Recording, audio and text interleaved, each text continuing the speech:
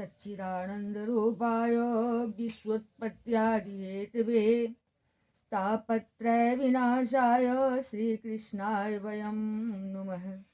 कृष्णं नारायणं वन्दे कृष्णं वन्दे व्रजप्रियं कृष्णं द्वैपायनं वन्दे कृष्णं वन्दे पृथासुतम्। ओम नमो भगवते वासुदेवाय। ओम श्री परमात्मने नमः। सभी भक्तगणों का हार्दिक स्वागत है। ये अपूर्व अमृत रस श्रीमद् भागवत महापुराण का चतुर्थ स्कंध में खोड़शोध्याय, जिसमें कि बंदी जन द्वारा महाराज पृथु की स्तुति का वर्णन है। मैत्रेय उवाच इति ब्रुवाणं नृपतिं गायका मुनिचोदिताः तुष्टुगुस्तुष्टमनस्तस्त द्वागमृतसेवया नालम्बयं ते महिमानुवर्णने यो देववर्यो वततारमायया वेणाङ्गजातस्य च पौरुखानि ते वाचस्पतेनामपि बभ्रमूर्धियः। श्री मैत्री जी कहते हैं, महाराज पृथु ने जब इस प्रकार कहा तब उनके वचन रूपी अमृत का आस्वादन करके सूत आदि गायक लोग बड़े प्रसन्न हुए। फिर वे मुनियों की प्रेरणा से उनकी इस प्रकार स्तुति करने लगे। आप साक्षात देव प्रवर श्री नारायण ही हैं, जो अपनी माया से अवतीर्ण हुए हैं। हम आपकी महिमा का वर्णन करने में समर्थ नहीं हैं। हम आपकी महिमा का वर्णन नहीं कर सकते। आपने जन्म तो राजा बेन के मृतक शरीर से लिया है, किंतु आपके पौरुषों का वर्णन करने में साक्षात ब्रह्मा आदि की बुद्धि भी चकरा जाती है। तथापि आपके कथा अमृत के आस्वादन में आदर बुद्धि रखकर मुनियों के उपदेश के अनुसार उन्हीं की प्रेरणा से हम आपके परम प्रशंसनीय कर्मों का कुछ विस्तार करना चाहते हैं। आप साक्षात श्री हरि के कला अवतार हैं और आपकी कीर्ति बड़ी उदार है। ये धर्मधारियों में श्रेष्ठ महाराज पृथु लोक को धर्म में प्रवृत्त करके धर्म मर्यादा की रक्षा करेंगे तथा उसके विरोधियों को दंड देंगे। ये अकेले ही समय समय पर प्रजा के पालन पोषण और अनुरंजन आदि कार्य के अनुसार अपने शरीर में भिन्न भिन्न लोकपालों की मूर्ति को धारण करेंगे तथा यज्ञ आदि के प्रचार द्वारा स्वर्गलोक और वृष्टि की व्यवस्था द्वारा भूलोक दोनों का ही हित साधन करेंगे। ये सूर्य के समान अलौकिक महिमान्वित प्रतापवान और समदर्शी होंगे। जिस प्रकार सूर्य देवता 8 महीने तपते रहकर जल खींचते हैं और वर्षा ऋतु में उसे उड़ेल देते हैं, उसी प्रकार ये कर आदि के द्वारा कभी धन संचय करेंगे और कभी उसका प्रजा के हित के लिए व्यय कर डालेंगे। ये बड़े दयालु होंगे। यदि कभी कोई दीन पुरुष इनके मस्तक पर पैर भी रख देगा तो भी ये पृथ्वी के समान उसके इस अनुचित व्यवहार को सदा सहन करेंगे।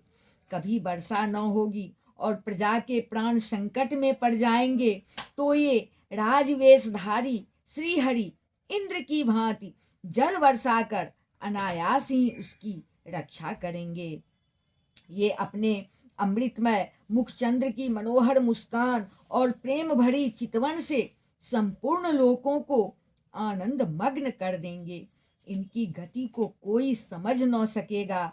इनके कार्य भी गुप्त होंगे तथा उन्हें संपन्न करने का ढंग भी बहुत गंभीर होगा।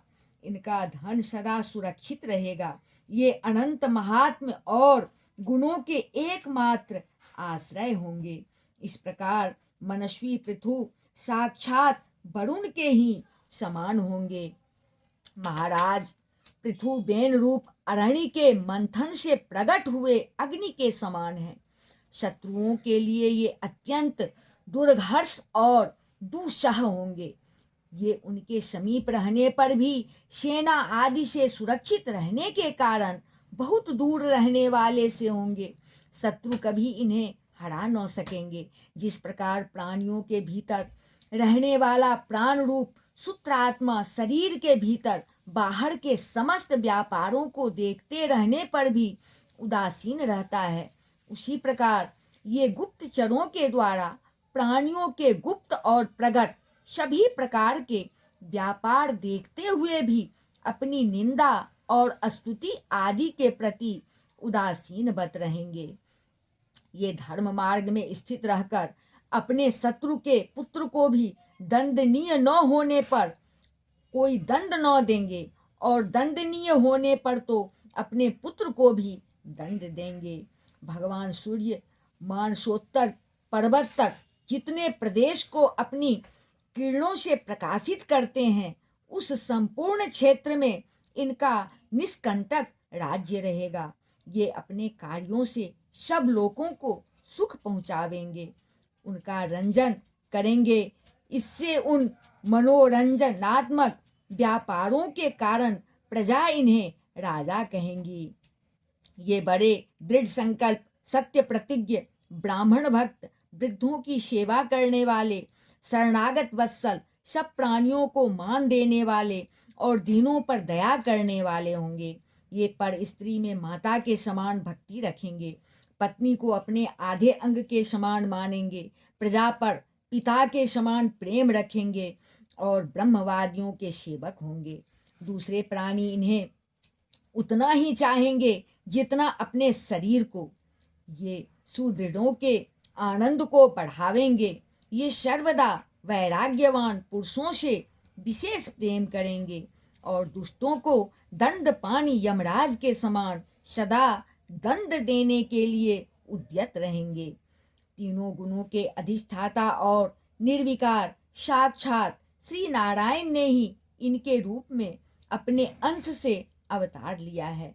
जिनमें पंडित लोग अविद्यावश प्रतीत होने वाले इस नाना तत्वों को मिथ्या ही समझेंगे। ये अद्वितीय वीर एक छत्र सम्राट होकर अकेले ही उदयाचल पर्यंत समस्त भूमंडल की रक्षा करेंगे तथा अपने जयशील रथ पर चढ़कर धनुष हाथ में लिए सूर्य के समान सर्वत्र प्रदक्षिणा करेंगे। उस समय जहाँ तहाँ सभी लोकपाल और पृथ्वीपाल इन्हें भेंटें समर्पण करेंगे। उनकी स्त्रियां इनका गुणगान करेंगी और इन आदिराज को साक्षात श्री हरि ही समझेंगे। ये प्रजापालक राजाधिराज होकर प्रजा के जीवन निर्वाह के लिए गोरूप धारणी पृथ्वी का दोहन करेंगे और इंद्र के समान अपने धनुष के कोनों से बातों ही बात में पर्वतों को तोड़ फोड़ कर पृथ्वी को समतल कर देंगे। रणभूमि में कोई भी इनका वेग नहीं सह सकेगा। जिस समय ये जंगल में पूंछ उठाकर विचरते हुए सिंह के समान अपने आजगब धनुष का टंकार करते हुए भूमंडल में विचरेंगे, उस समय सभी दुष्टजन इधर उधर छिप जाएंगे। ये सरस्वती के उद्गम स्थान पर 100 अश्वमेध यज्ञ करेंगे।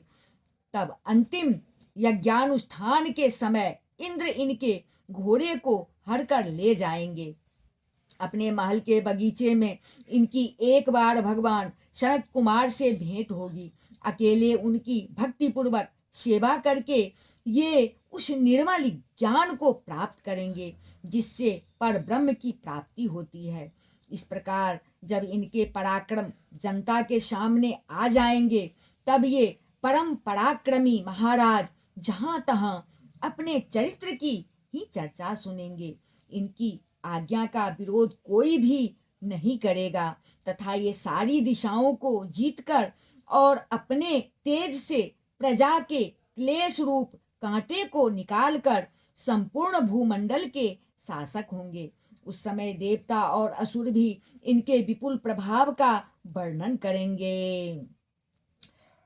तत्र तत्रे गिरस्तास्ता इति विश्रुत विक्रमः श्रोष्यत्यात्माश्रिता गाथा पृथु पृथु पराक्रमः दिशो विजित्या प्रतिरुद्धवज्रकः स्वतेजसोत्पाटितलोकशल्यः शूराशुरेन्द्रे रूपगीयमान महानुभावो भविता पतिर्भुवः इति श्रीमद्भागवते महापुराणे पारमहंस्यां संहितायां चतुर्थ स्कंधे षोडशोऽध्यायः। बोले वृंदावन बिहारी लाल की जय। श्री कृष्ण गोविंद हरे मुरारे, हे नाथ नारायण वासुदेव। हरे मुरारे मधुकैटभारे, गोविंद गोपाल मुकुंद कृष्णा।